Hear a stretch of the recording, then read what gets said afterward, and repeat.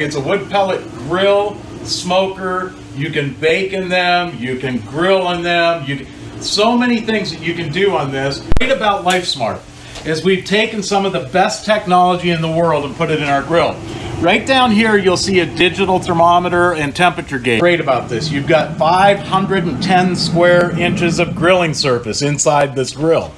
2 different racks, so you'll notice on the top rack I've got corn in the grill because it's using those pellets. What happens down below here is there's an auger that feeds the pellets that are in this chamber into the burner down below, creating the heat and the smoke and the flavor for a true outdoor grilling experience. Here's that digital thermometer that tells me that my steaks are perfectly medium rare.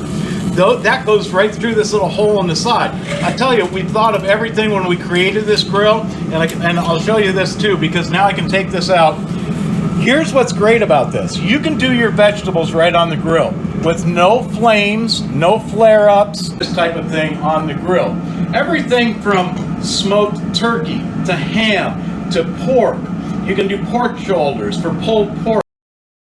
Look at this. I'm going to cut into this steak.